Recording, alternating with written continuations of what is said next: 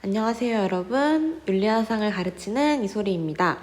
자, 오늘은 바로 에피쿠로스 학파에 이어서 스토아 학파를 배워보려고 하는데요. 자, 이 스토아 학파 여러분들이 좀 궁금해 하더라고요. 근데 에피쿠로스 학파는 에피쿠로스라는 사람에 의해서 창시가 된 건데, 그렇다면 이 스토아 학파도 스토아라는 사람에 의해서 창시가 된 건가요? 아닙니다. 요 스토아라는 거는 여기 보일지 모르겠는데, 이 기둥 하나하나, 이 신전의 기둥 하나하나를 스토아라고 했어요. 기둥. 근데 여기서 이 사람들이 이 떼약볕에서 땡볕에도 불구하고 이 사람의 강의를 요 기둥이 있는 이곳에서 많이 들으러 왔기 때문에 스토아 학파라는 이름이 붙여진 거고요. 스토아라는 사람은 없어요. 여기에는 굉장히 많은 사상가들이 있답니다. 엄청 많은 사상가들이 있고, 그 사상가 하나하나의 이름을 외울 필요는 없지만 제가 언급하긴 할 거예요. 그러면 우리 스토아 학파에 대해서 한번 배워보도록 합시다.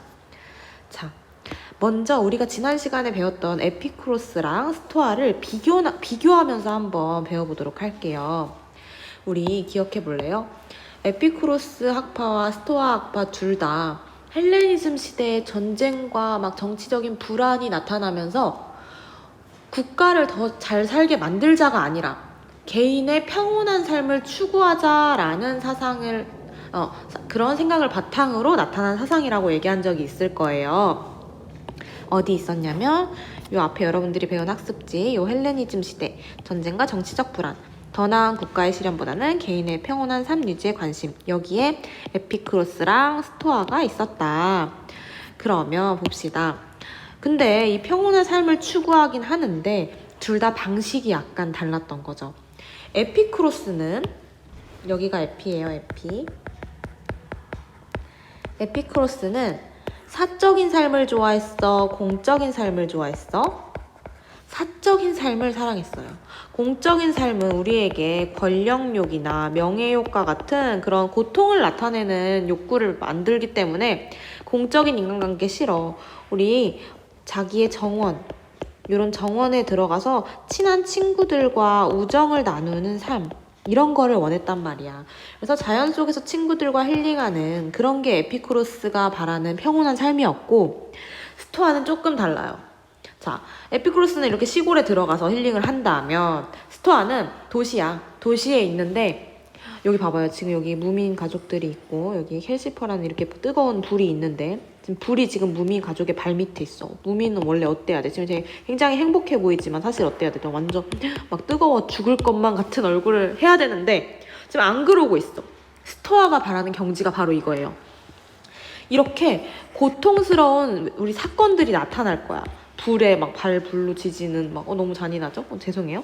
이런 사건들이 나타나는데 우리는 그걸 고통이라고 받아들이지 않는다는 거야. 마음을 이건 고통이 아니야 라고 뭐 하자는 거야. 정신승리 하자는 거야. 그게 스토아 학파가 원하는 평온한 삶이었어. 고통이 있음에도 불구하고 이거 고통이 아니다라고 생각하는 거. 그러면 내 마음이 평온해진다는 거야. 이렇게 느낌만 알고 한번 들어가면 될 것 같은데, 그럼 다시 학습지로 가볼게요. 스토아 학파의 금욕주의, 욕구를 좀 많이 절제하자, 욕구를 아예 금지해버리자라는 주의인데요. 먼저 평온한 삶을 위해서 온갖 무엇으로 벗어나야 된대? 정념으로부터 벗어나야 된대. 정념은 여러분 똑같은 말은 아니지만 여러분들이 조금 쉬운 말로 번역을 한다면 정념은 감정이라는 말이에요. 내가 평온하려면 감정에 휘둘려서는 안 된다는 거야. 그래서 빈칸 4번에 정념이라고 써볼게요. 이 정념이란 건 욕망, 공포, 쾌락, 슬픔. PPT 한번 볼까요? 정념은 이거 엄청 완전 화가 난 상태인 것 같아. 정념이란 건 스토아 학파가 벗어나기를 원하는 거였는데 이 예시로 욕망, 뭔가 이거 굉장히 배 안 고파 보이지만 어쨌든 식욕이라고 칠게요. 욕망, 공포, 쾌락, 슬픔, 이런 정념들, 감정들로부터 벗어나는 게 내 마음이 편안해지는 거야. 왜? 근데 생각해보면 에피쿠로스는 쾌락을 추구하긴 하죠. 근데 스토아 학파는 아예 이런 거 자체에서 벗어나야 된다고 얘기를 해요. 그래서 이런 욕망, 공포, 쾌락, 슬픔과 같은 이런 정념, 근데 이런 거는 내가 마음에서 만들어내는 것 같지만 사실 아니란 말이지. 외부의 자극으로 일어나는 거야. 우리가 뭔가를 욕구하게 되는 거, 뭔가 냄새 맡고 외부의 자극으로 아우 배고프네 라고 느끼는 거. 그리고 공포도 누군가가 날 두렵게 하는 거지. 내가 두렵게 하는 게 아니라 외부에서 뭔가 두려운 게 있는 거야. 쾌락도 슬픔도 마찬가지죠. 여러분 슬플 때 혼자 슬퍼? 아니야. 영화를 보고 슬퍼지거나 누군가와의 사이가 안 좋아져서, 즉 외부에 있는 것들 때문에 내가 슬퍼지는 거잖아. 그래서 이런 외부의 자극으로 일어나는 마음의 격렬한 움직임, 이런 거 있으면 평온해, 안 평온해? 안 평온해. 이런 거로부터 다 벗어나자라고 얘기를 해요. 그래서 정념에서 벗어나자. 그래서 이러한 평온한 삶을 위해서 우리는 정념에서 벗어나야 되는데, 정념엔 두 가지 정념이 있어요. 먼저 첫 번째로 비자연적인 정념, 두 번째 자연적인 정념. 이 비자연적인 정념은 외부에서 주어지는 정념들, 욕망, 공포, 쾌락, 슬픔, 이런 것들이야. 근데 자연적인 정념은 뭐예요, 선생님? 예시를 들자면 자신의 건강을 돌보려는 마음.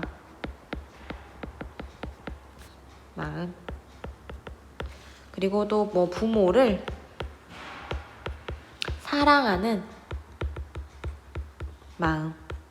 이런 것들이 자연스럽게 생기는 정념, 즉 감정인데, 이것도 너무 과하면 안 된대. 왜 과하면 안 돼요? 보자. 자신의 건강을 돌보려고 해. 예를 들어 나는 막 조금이라도 아프면 안 돼. 이 생각에 집착하게 되는 거야. 나는 건강해야 되니까 난 조금이라도 아프면 안 돼. 그래서 나는 이 병원, A 병원도 가봐야 되고, B 병원도 가야 되고, C 병원도 가야 되고, D 병원도 가야 돼. 그럼 이 삶이 평온한 삶일까요, 여러분? 계속 아플까봐 걱정해서 병원을 다니는 삶. 안 된다는 거야. 이것도 너무 집착하지 말고, 부모를 사랑하는 마음은 왜 안 되나요, 선생님? 제가 어떤 예시를 봤는데, 봐봐요. 이 한 남자가 어머니처럼 분장을 했어. 그래서 어머니처럼 분장하고 경찰관한테 잡혀갔다? 그 이유는 남자가 어머니로 자기의 어머니처럼, 어머니가 운전면허 실기 시험에 3번이나 떨어진 거야. 그러니까 이 아들이 어떻겠어. 엄마가 운전면허 시험에 떨어지다니 내 마음이 너무 아프다. 나는 부모를 사랑하기 때문에 내가 대신 쳐줘야겠다라는 잘못된 마음이 된 거지. 그래서 어때요? 이런 부모를 사랑하는 마음도 자연적인 감정인 거 알아. 스토아파 얘네들도 알지만 이런 거에도 너무 집착하면 안 돼. 그래서 초연해야 된다고 얘기를 해요. 초연이란 말은 뭘까, 여러분? 흔들리지 않는, 뭔가 휘둘리지 않고, 뭔가 아랑곳하지 않은.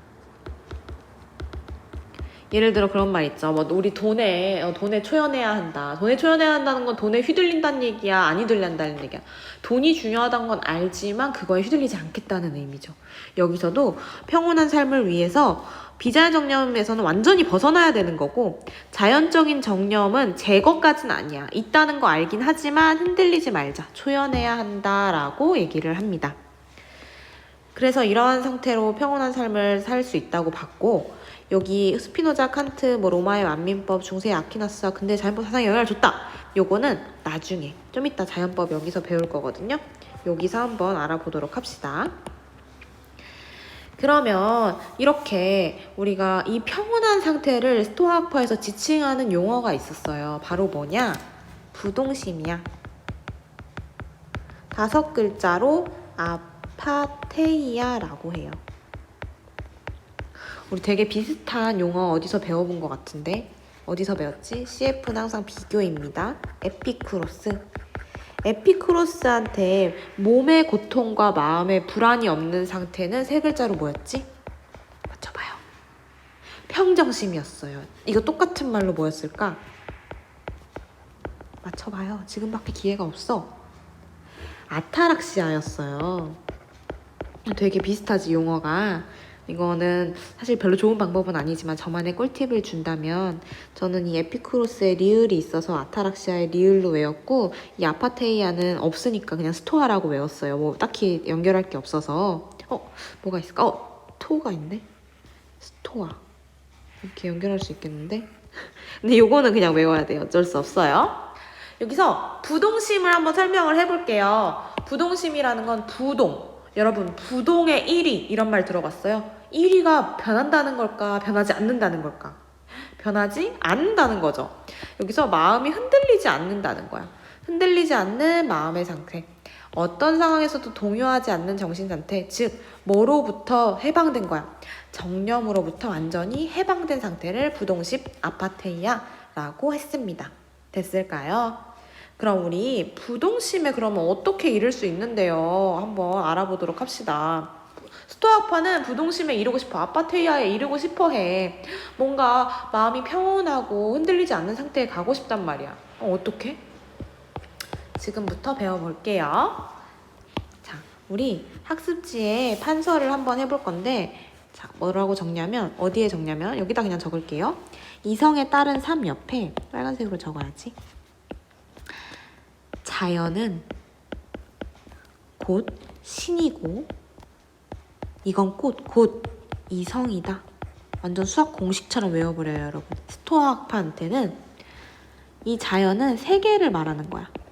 이 세계를 자연이라고 부르는데 이 자연 전체가 곧 뭐래?